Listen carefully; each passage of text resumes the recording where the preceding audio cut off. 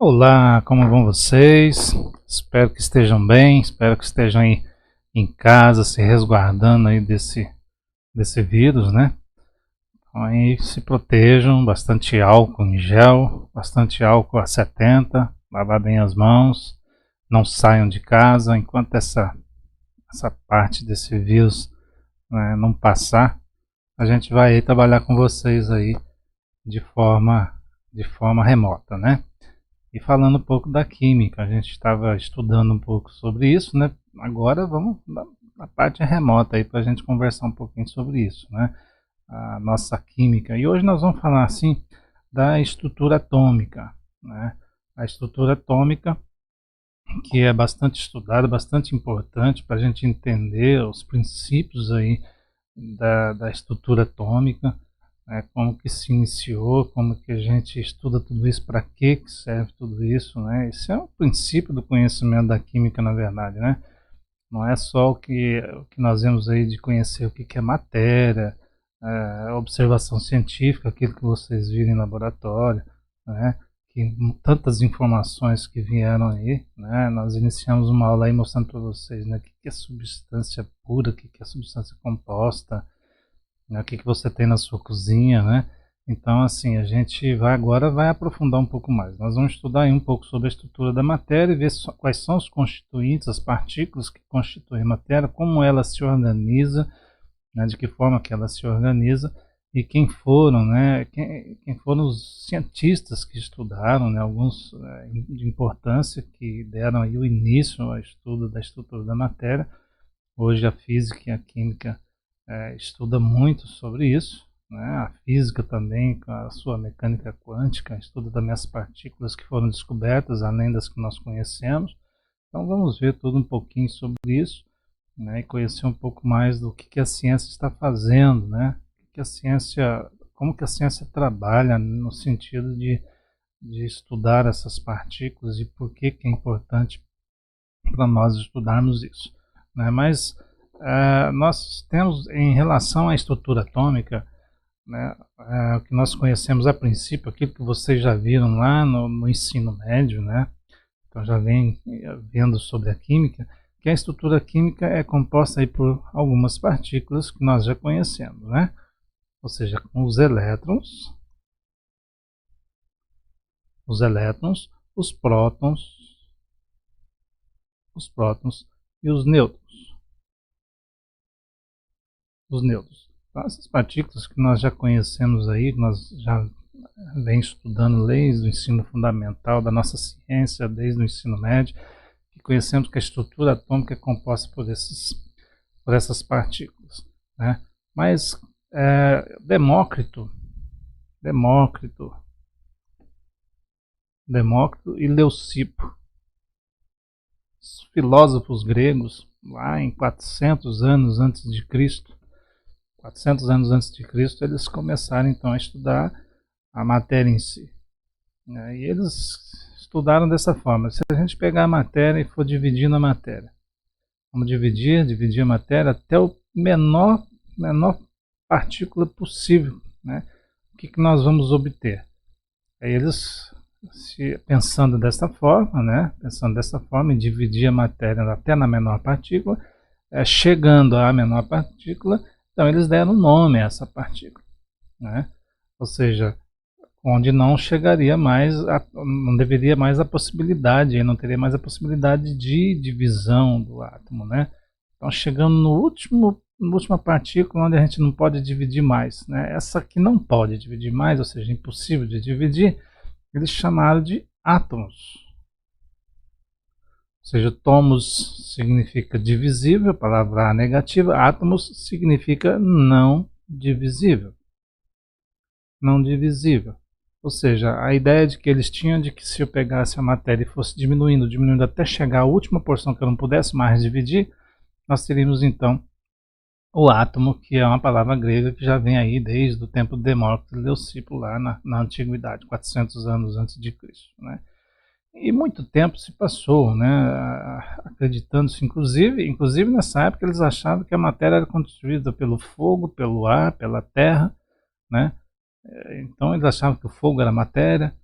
Então essa teoria, né, ela foi aos poucos sendo estudada, né, e somente lá em 1840, aproximadamente nessa época, tá, um cara chamado Dalton, com a ajuda aí, claro, ele estudou muito sobre Einstein. Se você for ler a história de Dalton, é uma história bem mais complexa do que os livros trazem, né, do modelo atômico proposto por ele. Até ele chegar no modelo proposto por ele estudou muito sobre Newton e sobre Einstein, né, muitas coisas estudadas por ele ali, as equações, né, propostas e mais propostas, até ele chegar numa proposta final de um modelo atômico, né, onde ele postulou algumas coisas, né? Então ele fez algumas postulações, né, e ele disse então, né, em relação a Dalton, ele disse então que o átomo realmente era indivisível. Chegou nessa conclusão de que o átomo realmente era indivisível. E o que é interessante a gente perceber é que ele comparou, né, no histórico do modelo de Dalton, ele comparou isso a uma bola de bilhar, bola de sinuca, né, bola de bilhar que é maciça, né? Ou seja, ele achava que o átomo era uma esfera maciça. Esse então foi o modelo proposto por Dalton, ok? Depois, passados os anos, né, alguns outros físicos e químicos foram, né, estudando essas propostas feitas por Dalton, né? Chegou-se aí a Thomson, que acabou descobrindo aí o elétron, né, que tem carga negativa, né? Depois que propôs então assim um modelo comparado ao pudim de passas, ele quebrou a ideia da esfera maciça porque ele descobriu uma partícula, a partícula negativa, né? E ele acabou propondo então um modelo parecido com o pudim de passas, uma esfera positiva e uns pontinhos negativos escuros ali, né? Uma esfera positiva, totalmente carregada positivamente, com uns pontinhos ali incrustados, por isso que ele compara com o pudim de passas, né? Então, dessa forma, o que ele fez? Ele comparou, então, isso aqui ao pudim de passas e propôs um modelo, então, né, de um outro modelo atômico, derrubando a teoria de Dalton, né, que Dalton achava que a esfera era maciça, ou seja, o átomo não poderia ter outras partículas menores. E acabou Thomson descobrindo que existiam outras partículas menores ainda, né? E, assim, com o passar do tempo, né, outros cientistas foram estudando, né, a matéria até chegar num que é bastante importante para nós hoje, né, que é o pioneiro aí do estudo, né, da estrutura atômica, que é Ernest Rutherford. Ernest Rutherford ele fez um estudo bastante interessante, né, da matéria, e ele acabou concluindo então que a matéria tem espaço vazio, que existia outras partículas, né? Então, com a descoberta de novas partículas, ele foi estudar isso então, né? E a gente vai ver então aqui, né, através dos nossos estudos, deixa eu passar aqui agora, né, através dos nossos estudos em relação à estrutura da matéria, né? A estrutura da matéria, como aqui está mostrando vocês, né? Como aqui está mostrando a estrutura da matéria, vamos começar a ver, estudar então com mais profundidade isso aqui em relação aos modelos, em relação a essa estrutura, né? Na história do universo, a gente ouve muito falar da explosão, né? Da Big Bang, a explosão, e assim os cientistas acabaram aí formulando uma teoria, né? Uma teoria aí de que essa explosão muito rápida, ou seja, nesse tempo de microsegundo, de 0,01 segundo, 3 minutos, ou seja, com a explosão houve uma fusão nuclear das partículas dessa explosão, essas partículas se fundiram, né? Acredita-se que nessa explosão aqui há uma formação aproximadamente de 52 partículas diferentes. Se reduziram, claro que elas não tiveram uma vida plena, elas se fundiram para formar outras partículas, né, conhecidas, e acabou formando então a matéria, que nós temos hoje a formação da matéria até os dias de hoje, né, formando aí 13,8 bilhões de anos atrás que aconteceu isso. Então, a ciência ela vem traduzindo isso desta forma, com a explosão, a formação dessas partículas e a fusão nuclear dessas partículas formando partículas novas. Aqui uma representação mais sucinta daquilo que eles propõem, né? Ou seja, na explosão inicial, em segundos, formando aí possíveis partículas, né? Partículas muito pequenas, né?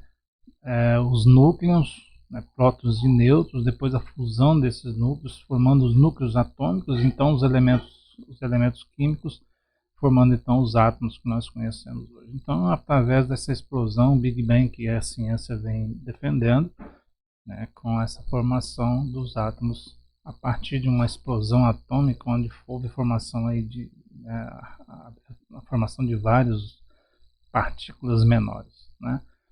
E por que a gente estuda a estrutura atômica, né? Hoje, se a gente for ver o universo, né, o universo tem aí mais ou menos 10 a 22 estrelas no universo, uma quantidade muito grande. Nós temos aí telescópios enormes para estudar isso, mas na forma macroscópica, né? É uma imensidão para a gente estudar tudo isso, né? E se a gente for trazer ao nosso modelo atômico, né, olha só, nós temos 10 a 22 moléculas em 1 grama de sal. Então veja, estudar o universo e estudar também a estrutura atômica, as moléculas que compõem a estrutura atômica, tem a mesma complexidade. Claro que os equipamentos utilizados são bem diferenciados, né?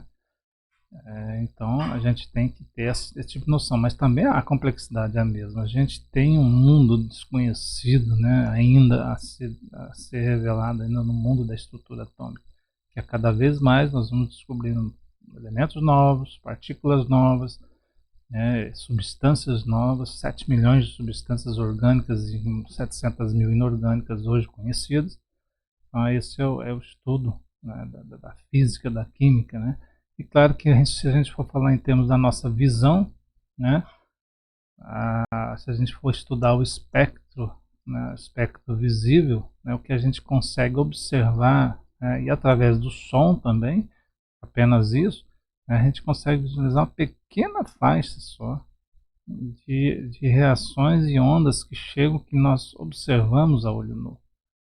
Para a gente observar outros aspectos físicos que acontecem, ou químicos que acontecem, algumas reações que acontecem fora desse espectro, a gente teria que ter equipamentos sofisticados aí, já preparados para esse tipo de observação, dependendo aí do tipo de reação e a propagação de ondas, né, que chega a essas reações. Então veja que é muito pequeno aqui o nosso universo visível, né, em relação ao que nós conhecemos aí do que acontece ao nosso redor.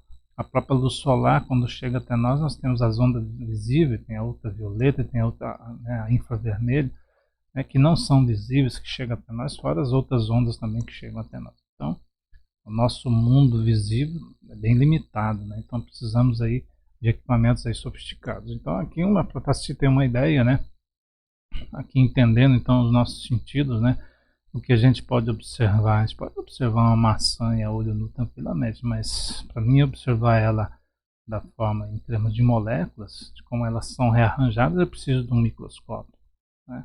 Para mim observar a Terra e o universo, eu preciso de um telescópio enorme aqui, né? São grandes áreas construídas aí para você ter um telescópio. E aqui, para me observar mais ainda essa estrutura, eu preciso aí de um ultramicroscópio, né, que tem uma capacidade bem maior de visualização das partículas ali, né, e aí vai o estudo então das partículas menores ainda que estão constituindo a matéria, né, que são os aceleradores de partículas conhecidos hoje. Então, os aceleradores de partículas são enormes, né, olha só, né, a gente começa a estudar o universo com equipamentos enormes, e para mim estudar uma partícula mínima, menor possível aqui do átomo, a 10 a menos 9 metros, para vocês terem uma ideia, a dimensão dessas partículas, 10 a menos 12, né? Eu tenho que ter um equipamento enorme aqui, né? Um equipamento enorme, são os aceleradores enormes, que já a gente vai mostrar para vocês como que são, né? A gente vai ter um vídeo só para isso aí. mas é a necessidade de ter, né, de equipamentos grandes por causa da alta velocidade que a gente tem que impor essas partículas para, né, para ter efeito de estudo. Tá? Então são equipamentos grandes, né, e é assim que nós estudamos a matéria. Né?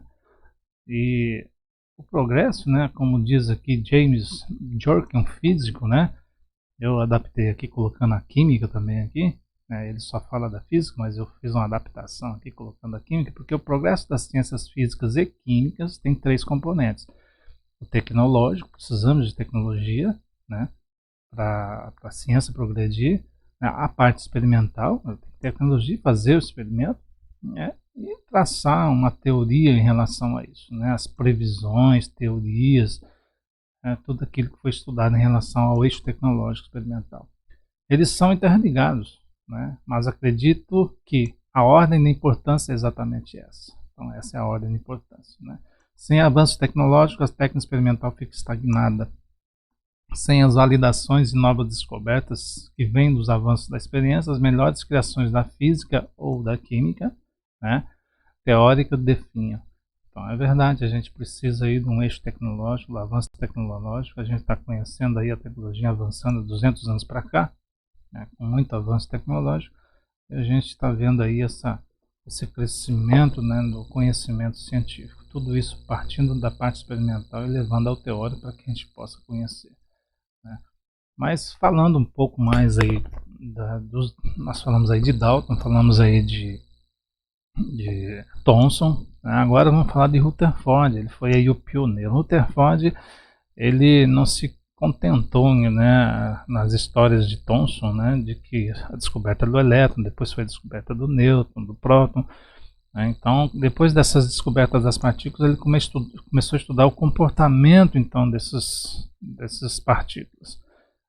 Então, o experimento dele, montou um equipamento parecido com esse aqui.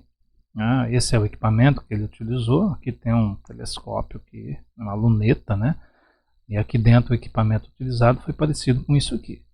Ele pegou um bloco de chumbo, um bloco de chumbo que evita a radiação sair, né, para as laterais, é um protetor, né, um bloco protetor de chumbo. Aqui dentro ele colocou um elemento polônio radioativo. Um elemento radioativo é aquele que emite partículas por si só, né, chamado partículas alfa, né, e é um feixe, e ele colocou isso direcionado em um tubo. Então as únicas partículas que saíam daqui só tinham essa direção, ok? Aqui ele construiu um anteparo. Esse anteparo aqui ele construiu de sulfeto de zinco, um anteparo que rodeia aqui o equipamento, né? Então, de anteparo de sulfeto de zinco. Porque o sulfeto de zinco, partículas radioativas quando batem, quando se chocam com o sulfeto de zinco, como se fosse um filme fotográfico, né? Ele marca, ele deixa cintilações. Se eu for ver à noite, ele começa a ver aí piscando em alguns pontos aqui, né? Aqui ele colocou uma lâmina de ouro muito fina, delgada, bastante fina, né? Onde sofreu o bombardeamento aqui, o ataque das partículas, né?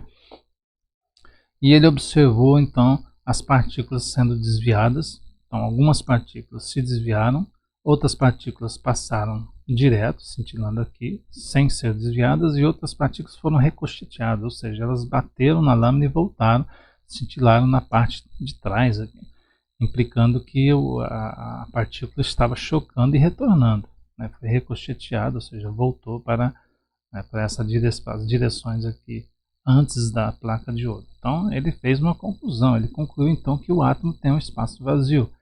Agora, o que é importante para nós sabermos é que, através do estudo de Rutherford, ele foi o pioneiro nesse estudo aqui, tá, que começaram estudos então da estrutura atômica. Hoje os aceleradores de partículas, né, eles trabalham nesse sentido, de você ter um feixe de partículas viajando numa velocidade, chocando-se com alguma coisa para poder emitir partículas e serem estudados, né? Então, a Rutherford ele foi o pioneiro desse tipo de estudo aqui, ó. Os aceleradores atômicos, hoje que nós conhecemos, funcionam nesse sentido, alguns nesse sentido aqui, onde você tem um feixe chocando com algo, um material metálico qualquer, né, emitindo essas partículas, né, com essa colisão, emitindo feixe de partículas, e aqui detectores, né. Então esses detectores aqui para detectar que tipo de partícula vai atravessar. Algumas atravessavam uma só, outras atravessavam todas, outros tinham um tipo de onda, né, de percurso diferente. Então essa observação de que eram partículas diferentes. Né? Então eu tinha um feixe aqui de partículas alfa e aqui eu tinha né, um monte de traços, né, detectados, né, por esses dispositivos que acabavam aí observando formação de partículas que até então não eram conhecidas. Quem fez isso começou por Rutherford, né? Rutherford fez isso, mas hoje os acelerômetros eles são construídos nesse aspecto, para você poder estudar então a constituição da matéria. Quais são as partículas realmente conhecidas aí? Então você tem um feixe que vem numa direção, um feixe que vem em outra direção e eles se chocam dentro de um túnel, né, dentro de um equipamento onde é capaz de observar essas cintilações, né, cintilações diferentes, né, são detectores que detectam, né, então os mais próximos, os mais longe, além de fotografias, né, existe aí equipamentos que têm aí uma quantidade enorme de máquinas fotografando tudo isso por segundo, né? Depois vocês vão ver aí um filme que eu vou mostrar a vocês isso daí. Então, olha só que interessante. Hoje o estudo, por quê? Porque Rutherford começou a fazer esse tipo de estudo e foi interessante para a ciência até hoje. E é interessante a construção de equipamentos hoje médicos, né, hospitalares, equipamentos para o mundo da física, da química, de eixos tecnológicos, né? Que são equipamentos sofisticados aí que se baseiam, né, nessas energias desenvolvidas pelos elementos químicos, né, equipamentos eletrônicos, né, até a internet hoje que nós sabemos que é o www, que foi feito aí através de processo físico. Então, um conhecimento mais aprofundado aí do comportamento da matéria para tudo isso. Então, para vocês terem uma ideia, aqui a gente está falando de uma colisão, onde é feito um anel de colisão em um acelerador de partículas. Aqui vocês estão vendo uma foto. Essa foto ela mostra aqui um acelerador de partículas do CERN, é o Centro de Estudo Tecnológico da França, entre a França e a Suíça, da Suíça, então, mas pega um pouquinho dos limites da França ali. Esse acelerador ele tem 27 quilômetros de comprimento, né? Ele está a 100 metros de profundidade. Tá? Ele tem 6 vezes mais, quando ele está funcionando, ele consegue atingir 100 vezes mais o campo magnético que a própria Terra possui. Por isso que ele tem que ser abaixo aí, né, para evitar qualquer tipo de acidente. Né? Material radioativo, claro. Eles utilizam o hidrogênio, porque o hidrogênio só tem um próton e um elétron. Então eles aquecem o hidrogênio, retiram esse elétron e fazem o próton acelerar aqui, né, um feixe de prótons. Né?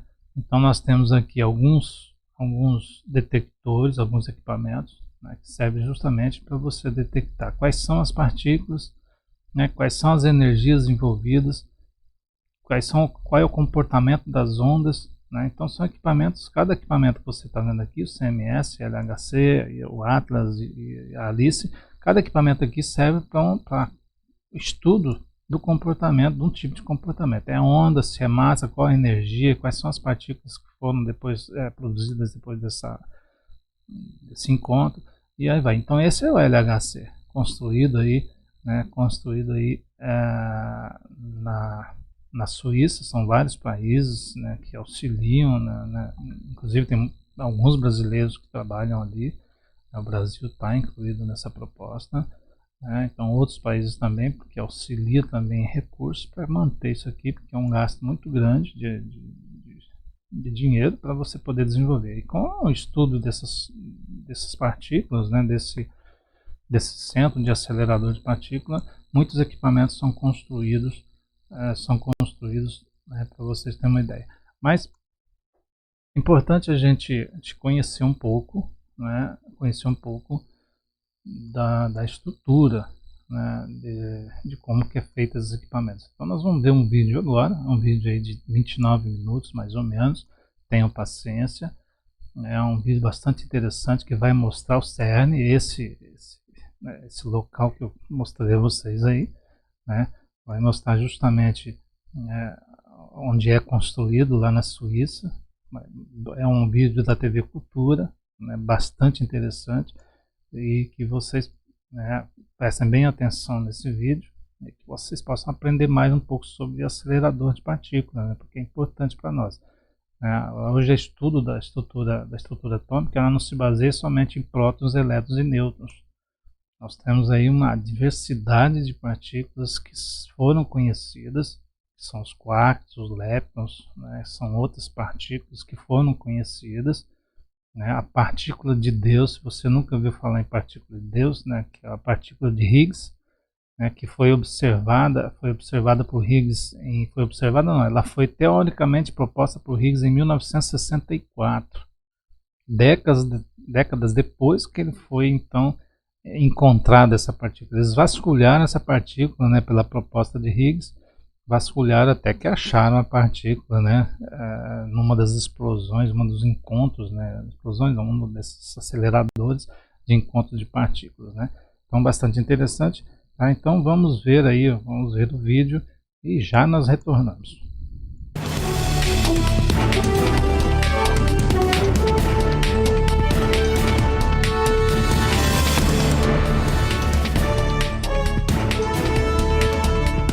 Olá! Ao longo dos séculos, o homem sempre se voltou para a religião em busca de respostas sobre a origem de tudo. Por exemplo, de onde viemos e para onde vamos. De uns tempos para cá, a ciência substituiu a religião como a provável fonte das respostas. A construção da mais complexa máquina já imaginada pelo homem, o colisor de partículas atômicas, na fronteira entre Suíça e França, desperta enorme expectativa.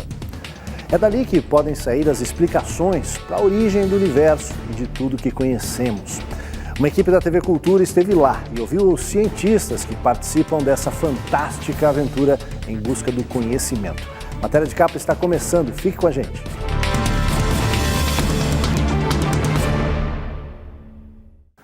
A Organização Europeia para Pesquisas Nucleares, mais conhecida como CERN, completa 60 anos este mês. Ao longo da sua história, foi responsável por descobertas que mudaram os rumos da ciência. Nossa equipe foi até a Suíça, onde fica o centro, para ver de perto o acelerador de partículas atômicas, a máquina mais avançada já construída até hoje.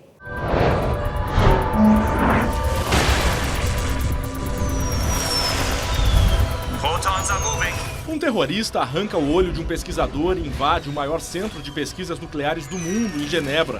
Depois, rouba uma pequena quantidade de antimatéria suficiente para causar uma grande explosão e ameaça destruir o Vaticano, sede da Igreja Católica.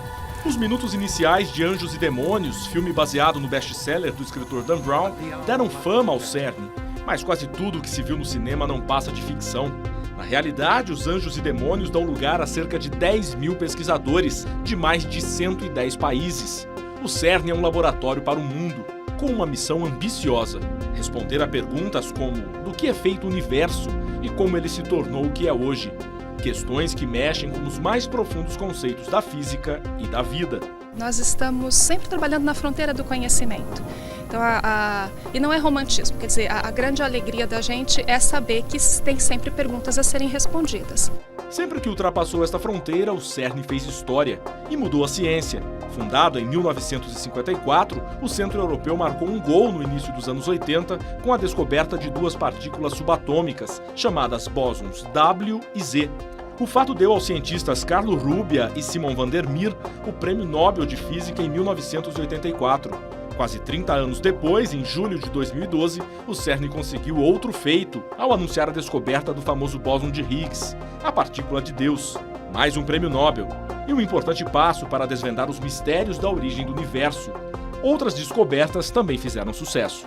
Sempre que se fala em experimentos de ciência, como os que a gente está vendo aqui no CERN, muitas pessoas leigas perguntam: mas o que isso afinal pode afetar a minha vida? Pois foram nos escritórios deste corredor que em 1989 Tim Berners-Lee desenvolveu algo que revolucionou a humanidade. Algo que todo mundo conhece como WWW. Talvez um dos principais, se não o principal protocolo da internet. A ideia original era facilitar a troca de informações entre os cientistas, mas a descoberta abriu uma janela para o mundo. Começava para valer a era da internet. Agora, o CERN desenvolve outro projeto nessa área, chamado GRID, que liga em rede seus experimentos a milhares de computadores ao redor do globo. O país que cedia o Centro Europeu de Pesquisas Nucleares tem tradição em ciência. A Suíça foi a casa de um dos maiores físicos do século XX. Foi neste imóvel alugado no número 49 da principal rua do centro histórico de Berna, a capital, que em 1905 Albert Einstein desenvolveu estudos que mudaram as concepções da física. Um apartamento simples, com apenas 2 cômodos. Hoje, no local, funciona um museu. O presidente da sociedade, que leva o nome do famoso físico, explica que a casa é importante porque foi onde Einstein desenvolveu seus maiores trabalhos antes de formular a teoria geral da relatividade. De acordo com Hans Rudolf Otto, o grande mérito do jovem Einstein foi fazer as perguntas certas. Ele tinha uma grande intuição para saber o que não estava explicado pela física até então, disse. O que impressiona mesmo para qualquer físico é pensar que alguém como Einstein, trabalhando 48 horas na semana, conseguiu escrever em apenas 6 meses 5 dos maiores trabalhos da história.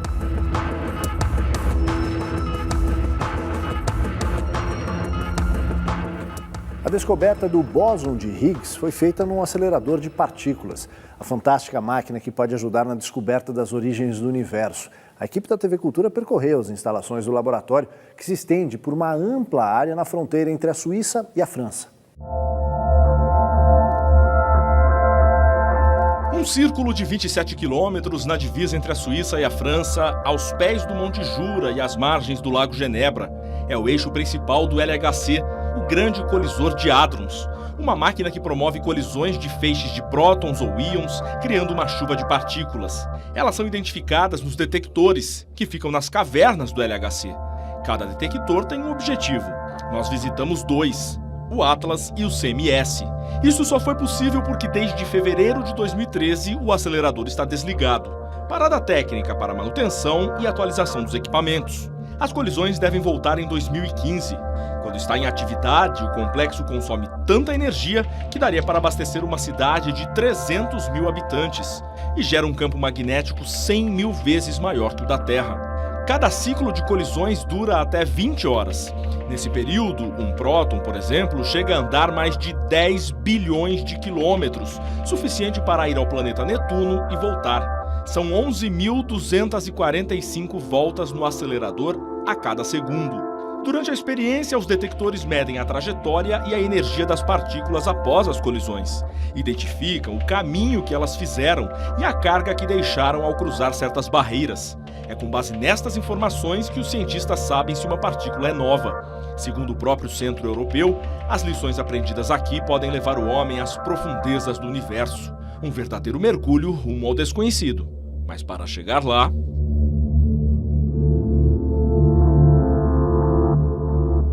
Nós vamos agora entrar em um dos experimentos do CERN, o Atlas, é onde trabalha o Denis. É uma área de segurança, é preciso usar capacete e também há algumas emissões de radioatividade. Nem sei se eu expliquei direito, mas o Denis vai saber explicar melhor. Por isso há inclusive um medidor, Denis, é isso? E nós temos que utilizar, quando a gente trabalha lá embaixo, a gente tem que utilizar 2 diferentes. Bom, normalmente eu utilizo esse medidor, mas também tem esse aqui, que fica contando online, né? Que ele fica dizendo quanto radiação a gente está tomando. Na verdade, como a gente está no período em que o acelerador não está funcionando, o que acontece é que normalmente você não tem radiação nenhuma. A gente está tomando mais radiação aqui na superfície do que lá embaixo. A Terra protege um pouquinho. No Atlas trabalham cerca de 3 mil pessoas de 178 institutos de pesquisa de 38 países. O Brasil tem uma participação importante. Está aqui desde 1994. Nosso guia, o Denis, é engenheiro eletrônico formado pela Universidade Federal do Rio de Janeiro, com doutorado em engenharia elétrica. Na sala de controle do Atlas, cada equipe opera um subdetector. São experimentos menores com objetivos específicos. Aqui nós estamos no que a gente chama de caverna técnica. A caverna experimental é onde a gente vai depois. Tá certo? Nessa caverna o que acontece? Todos os sinais, né, da eletrônica do detetor que vão ser utilizados para fazer estudos de física, eles vêm até nós, vão ter um túnel aqui por debaixo, e eles entram nesses computadores, por exemplo, aqui, né, isso é para dar só um exemplo aqui, por exemplo, uma parte do sinal vem através de fibras óticas, tá certo? E a gente consegue aqui fazer uma primeira interpretação, por exemplo, nessas unidades a gente consegue calcular energia depositada em diferentes partes do detetor. Quanto mais perto ficamos do grande detector Atlas, mais aumenta a nossa expectativa e a segurança. Esse túnel aqui, quando o acelerador está funcionando, ninguém pode passar por ele. Pode acessar a porta que a gente passou ali, por exemplo, ela fica bloqueada. Se você tentar abrir a porta e forçar a situação de abrir a porta, isso desliga automaticamente todo o acelerador. É uma máquina gigante e pesada, 7.000 toneladas de pura ciência, 46 metros de comprimento e 25 de altura, o mesmo que um prédio de 8 andares. Neste momento, o experimento está, como dizem os cientistas aqui, na posição aberta. Ou seja, essa grande roda, há duas dessas. Quando o acelerador vai funcionar, ela se desloca, toda essa parte, ela entra ali. E aquele túnel que a gente está vendo ali é o túnel justamente por onde passam as partículas e onde ocorrem as colisões. As colisões ocorrem mais ou menos ali naquela região, no centro, mais no centro do acelerador. Aqui a gente está um pouco na lateral. São 20 milhões de colisões de pacotes de prótons por segundo. Em cada pacote ocorrem até outras 37 colisões independentes. É só fazer as contas. Quase 1 bilhão de colisões independentes em apenas 1 segundo. Difícil imaginar. As colisões geram muitos tipos de partículas, mas nem todas são novas. Segundo os pesquisadores, uma nova partícula é tão rara que só uma pequena parte das colisões tem características especiais que merecem ser estudadas. O objetivo do Atlas é descobrir por que o universo é constituído na maior parte por matéria escura. Para encontrar as respostas, esta máquina busca reproduzir uns instantes logo após a grande explosão, o Big Bang. As pesquisas tentam responder questões sobre a origem da matéria e as forças elementares da natureza. Forças cheias de mistério. Respostas que mudariam nossa compreensão sobre energia, matéria e as forças que moldaram o universo desde o início. Será que existem outras dimensões? Mini buracos negros? Por enquanto, são apenas perguntas. Qual é a função dessa grande roda? Bom, essa grande roda ela é capaz de detectar quando o ponto de colisão é lá no meio do detetor. A gente não vê aqui, obviamente. Mas o que acontece é que tem partículas como, por exemplo, os muons, que é um parente, a gente chama normalmente de um primo pesado do elétron. Né? O muon é uma partícula que pode atravessar todo esse material e atravessar também essa grande roda. Só que quando ele atravessa a grande roda, ele deixa um sinalzinho pequenininho. E aí você consegue ter um sinalzinho num ponto, depois tem a outra grande roda, você tem outro sinalzinho no outro, e aí sim você consegue ver a trajetória. E medindo a trajetória, você também consegue medir, é possível também medir a velocidade dele. E se os números no CERN já são superlativos, devem crescer ainda mais. Até 2018, o acelerador vai ser aperfeiçoado, o que permitirá aumentar de 3 a 4 vezes a quantidade de colisões. Mas ao contrário do que mostrou o cinema, o centro de pesquisas que busca respostas para a origem da vida não irá acabar com ela. Toda vez que você começa com um projeto de acelerador, tem o pessoal que diz que vai gerar um buraco negro e esse buraco negro pode engolir tudo. Basicamente seria assim a mecânica da coisa.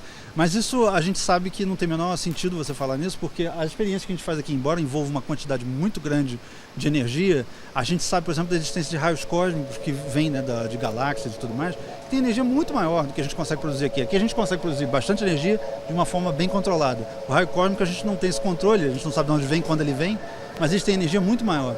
E se isso fosse para acontecer, que esse tipo de reação que fosse acontecer, já deveria ter acontecido há muito tempo, a gente não deveria estar aqui no final das contas.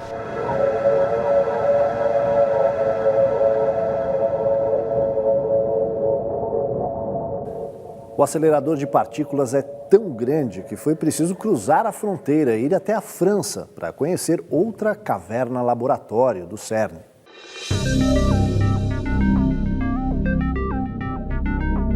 Estamos em Cessy, vilarejo rural francês com pouco mais de 3.000 moradores. Aqui fica o CMS, outro experimento ligado ao acelerador de partículas do Centro Europeu de Pesquisas Nucleares. Quase 3.000 cientistas, representando 184 institutos de 42 países, estudam as colisões de partículas em busca de respostas que o homem ainda não encontrou. 55 são brasileiros, como o Diego. Faço parte da colaboração do CMS desde 2008. Eu vim aqui inicialmente para fazer treinamento, logo após o final da minha graduação em Física. E em 2008 eu trabalhei nos testes dos cabos de validação, dos cabos de fibra ótica do sistema de trajetografia do CMS. Também trabalhei na instrumentação e no teste de eletrônica de um calorímetro frontal, que o Brasil teve participação na construção. E atualmente eu faço pesquisa em física difrativa e a gente faz estudos de simulação para instalação de detetores na região frontal do CMS.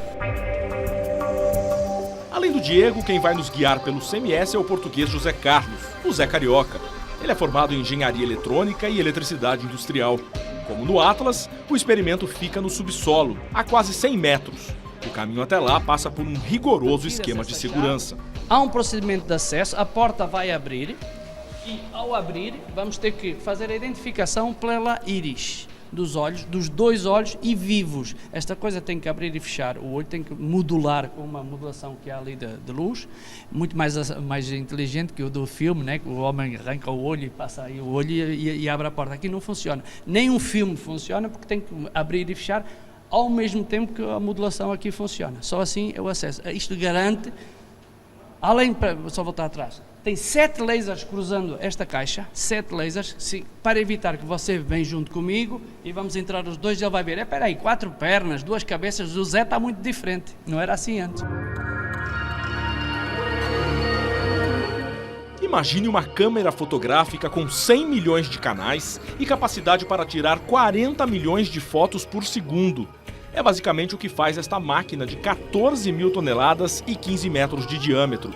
São quase 10 mil toneladas de ferro, mais do que na Torre Eiffel, em Paris. As fotos captam colisões de partículas, mas nem todas são usadas. Um complexo sistema de computadores pré-seleciona cerca de 100 mil imagens a cada segundo. E no fim, só 200 ou 300 são analisadas. São 6 terabytes de informação, o dobro do backup de segurança do principal site de buscas do mundo. Se pudesse ser colocada em linha reta, seriam 15 quilômetros. Para mover os equipamentos e processar essa informação toda, existem 58 mil quilômetros de cabos, o suficiente para dar 2 voltas na Terra. No CERN, os números são sempre grandiosos. Uma tecnologia fascinante, mas quando tudo está funcionando, ninguém pode ficar aqui por causa da radiação. E se ficasse... Você não consegue ver nada. A outra pergunta é o barulho que isto deve fazer quando faz colisões, não é? Está no vazio. As colisões estão no vazio, no vácuo, não é? Portanto, não há ar, não há barulho dos protões. Mas vamos assim rapidamente dizer, ok, nós conseguimos ver todo o espectro visual da informação. O que você veria era milhões de tracinhos saindo das colisões, portanto, prótons passando por você, pacotes de prótons passando por você e colidindo uns com os outros no centro do detector, mesmo no centro, o resultado da colisão são para outras partículas que já não existem, só existem desde o tempo da origem do universo, que foram recriadas durante o tempo de vida delas e serem absorvidas pelo detector e vistas pelo detector. Portanto, tu verias um mundo fantástico de riscozinhos, bolinhas passando, se decompondo em outras bolinhas, em outras componentes da matéria e estudavas a matéria. CMS e Atlas trabalham de modo complementar. Foi nestes 2 experimentos que a partícula de Deus apareceu em 2012, numa das fotos captadas em uma das bilhões de colisões. Uma raridade procurada durante décadas pela ciência e que confirmou uma das principais teorias que explicam a origem do universo. Será que estamos perto de responder a uma pergunta que perturba e persegue a humanidade há centenas de anos? Afinal, de onde viemos? Isso é claro que esse é o objetivo principal, é para isso que a gente tenta pesquisar, mas como vocês já viram, essas questões são questões extremamente complexas, que ainda existem, eu costumo brincar dizer que na cabeça de cada teórico, físico teórico, tem uma completa teoria completamente diferente de como é que o universo apareceu, né? E a gente tenta pesquisar para ver se a gente descobre qual é a teoria certa. Ou talvez não tenha nenhuma teoria certa e a gente tem que voltar para os teóricos e falar, vocês precisam trabalhar um pouco mais.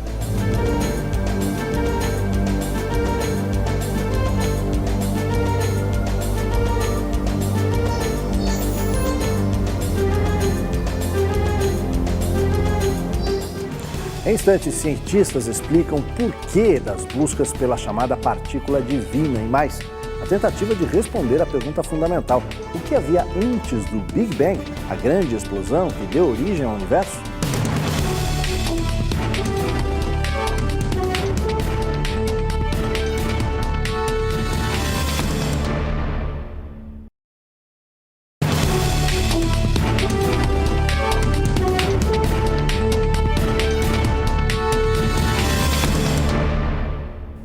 Nossa visita ao Centro de Pesquisas Nucleares Europeu seguiu até o local que funciona como uma montadora. É nessa área que são realizados os testes dos equipamentos utilizados nas pesquisas. vai para o laboratório debaixo da terra sai daqui. É como uma planta industrial. É neste lugar que os profissionais do CERN desenvolvem e testam todas as partes do acelerador de partículas. Cada unidade do túnel por onde as partículas correm é checada minuciosamente. São pelo menos 100 horas de testes. No CERN, a segurança caminha ao lado da tecnologia. Os feixes de prótons aceleram dentro destes tubos, os magnetos. Mas não pense que todo o espaço é reservado para a passagem das partículas. Elas circulam pelo acelerador a quase 300 mil quilômetros por segundo, a velocidade da luz, dentro destas duas tubulações menores, que se parecem com o escapamento de um carro. Um feixe corre numa direção e o outro no sentido oposto, cada um no seu tubo. Se um feixe vai numa direção e o outro vem e ambos são paralelos, como é que eles colidem? Não, aí você tem, quando você chega perto dos experimentos, aí você não usa esse magneto, aí você tem uma seção quase reta. Quando você está chegando a uma distância de 100 a 200 metros perto dos detetores, aí você tem o que a gente chama de lente magnética. Você tem um sistema de magnetos que vão fazer com que o feixe desvie e entre em contato. Então, quando você chega perto, inclusive, do ponto de colisão, você começa a colocar... Num certo momento, você tem que colocar os dois feixes no mesmo tubo. Então, tem até uma peça que tem, de um lado, duas entradas e do outro lado, uma saída só. Nos 27 quilômetros do anel do acelerador existem cerca de 6 mil magnetos. Cada um pesa 22 toneladas. Na verdade, a maior parte do acelerador não é para acelerar. A maior parte do acelerador é para fazer o contorno dos 27 km e trazer de volta. Como é que você faz isso? Você faz isso utilizando o campo magnético.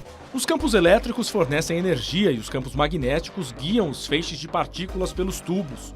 A cada volta, as partículas ganham mais velocidade. Tudo começa com uma injeção de hidrogênio.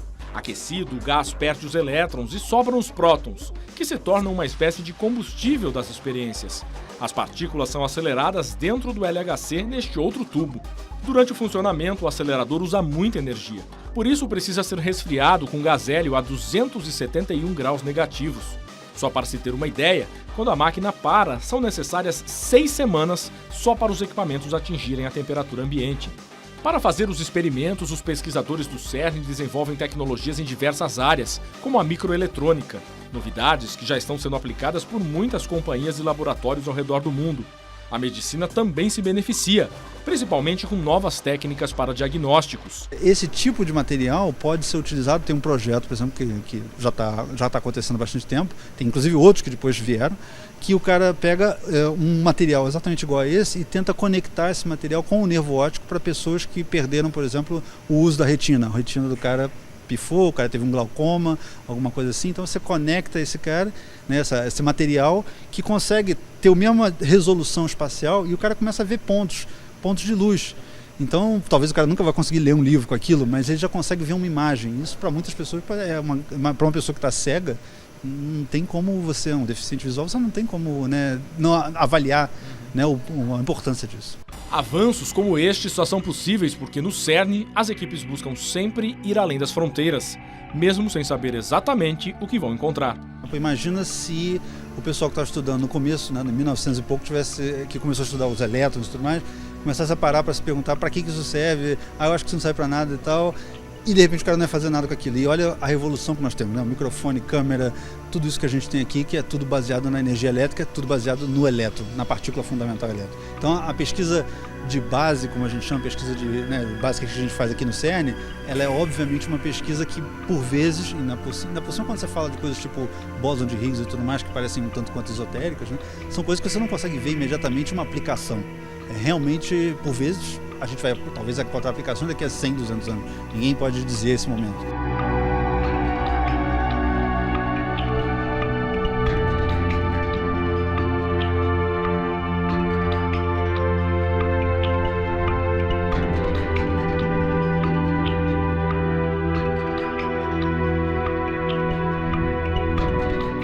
Quando as partículas colidiram e a equipe do CERN acreditou ter identificado o bóson de Higgs, uma grande alegria. Mas ainda faltavam testes para confirmar a descoberta. Em entrevista ao Matéria de Capa, pesquisadores brasileiros que trabalham no Centro Europeu falaram sobre a partícula de Deus e os próximos passos da pesquisa.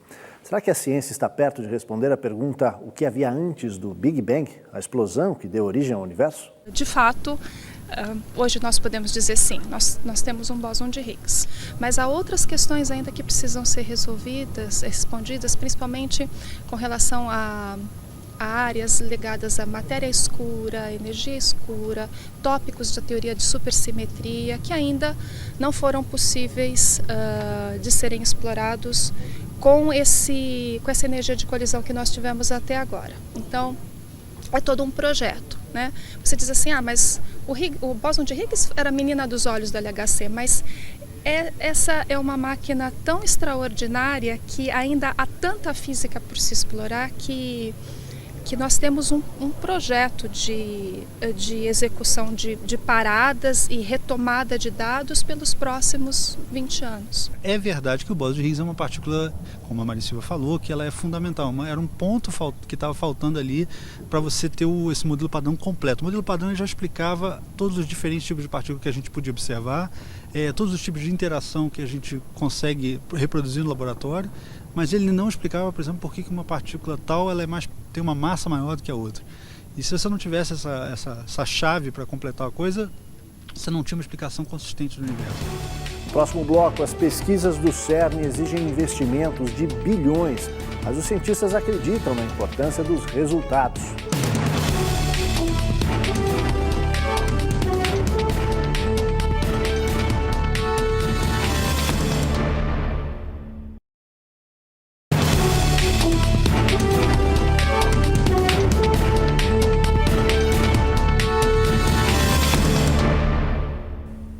O CERN acumula investimentos de 11 bilhões e meio de francos suíços, quase 30 bilhões de reais. Isso representa cerca de R$ 6 por cada cidadão da Europa. O Centro Europeu é uma experiência global. São 21 países membros que contribuem com o orçamento anual. A maior parte do dinheiro vem da Alemanha, França, Reino Unido e Itália. O Brasil participa dos 4 experimentos do acelerador de partículas e já colaborou com pelo menos outros 4 núcleos de pesquisas ao longo dos anos. Desde 2010, o país negocia sua adesão como um Estado associado, o primeiro da América Latina. Para isso, teria que contribuir com cerca de 10 milhões de dólares por ano. Em dezembro de 2013, o Conselho do CERN autorizou o acordo com o Brasil. Os termos da parceria estão sendo analisados pelo Ministério da Ciência e Tecnologia e terão que passar pelos Ministérios de Planejamento e Relações Exteriores. O acordo ainda terá que ser ratificado pelo Congresso Nacional. No Centro Europeu trabalham profissionais que representam 641 institutos e universidades ao redor do mundo. Só da América Latina são cerca de 200 pessoas. Além de recrutar alguns dos melhores pesquisadores, o CERN também é uma porta aberta para futuros cientistas. Treinar jovens estudantes de física e engenharia é uma das metas. Aos 22 anos, Rafael escolheu o CERN para fazer o estágio final do programa Ciências Sem Fronteiras, do governo brasileiro. Foram 3 meses de aprendizagem. Como estudante, para mim é um prazer enorme estar aqui. Desde jovem eu sempre fui interessado por essa parte de física de partículas. Eu sempre achei isso muito legal. Quando eu entrei para a faculdade, eu procurei fazer uma iniciação científica relacionada com isso. Eu descobri que a UFRJ tinha essa parceria com o CERN. E aí eu procurei começar nessa iniciação e isso me levou a estar aqui hoje. E assim, para a área profissional, eu realmente espero que isso traga bons frutos. O CERN ele é um exercício de coletividade. A partir do momento que você tem diferentes credos, diferentes nações que compartilham conhecimento e têm o mesmo propósito. Então isso é uma esperança de que a humanidade pode dar certo. Uma esperança e uma vitória da ciência, mesmo que muitas perguntas ainda estejam longe de ser respondidas.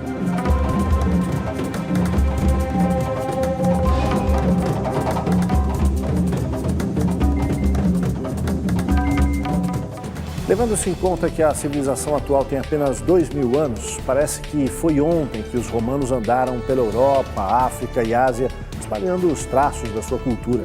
O homem moderno ainda tem muito tempo para buscar respostas para as perguntas que o atormentam. Caso não encontre, essa seria apenas mais uma das civilizações que passaram por aqui sem saber de onde vieram e para onde vão. Questões que sempre despertaram a curiosidade do homem desde as primeiras sociedades organizadas que viveram entre 7 e 6 mil anos atrás. No próximo domingo, você pega uma carona com a nossa equipe e viaja até a Suíça para conhecer as tradições e belas paisagens daquele país. A Tela de Capa fica por aqui. Voltamos no próximo domingo, nesse mesmo horário. Até lá! Muito bem, aí vocês viram então a importância, né, de estudar a matéria. Tudo isso que está acontecendo aí é em função de Rutherford, que foi o pioneiro.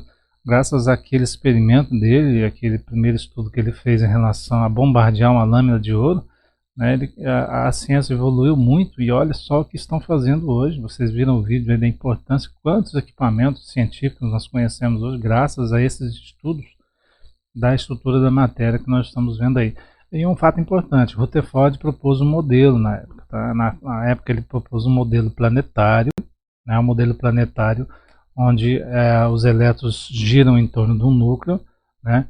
Então essa foi a ideia dele. A ideia do sistema planetário com o núcleo, né, presente aí, né, o núcleo, e em torno desse núcleo, então, os elétrons giravam, por isso que veio esse modelo que vocês tanto conhecem, que vocês veem aí, né, os desenhos do modelo atômico, e ele propôs, então, um sistema planetário, ou seja, os planetas giram em torno do Sol numa órbita, né, os elétrons giram em torno do núcleo num orbital. Então, aí que surgiram os orbitais, e na próxima aula a gente vai começar a ver então um pouco mais dessa estrutura. Nós partindo de Rutherford, vamos por átomos de Bohr, né, e os níveis de energia, e começar a estudar um pouquinho aí sobre a tabela periódica, né, e em relação a todos esses elementos, as ligações químicas, as funções, a gente conhecer um pouquinho mais sobre isso, né. Então, até lá, até a próxima aula, aproveitem aí, né, agora os próximos instantes para ver o que você tem aí de atividades, né, e vamos bater um papo em relação a isso,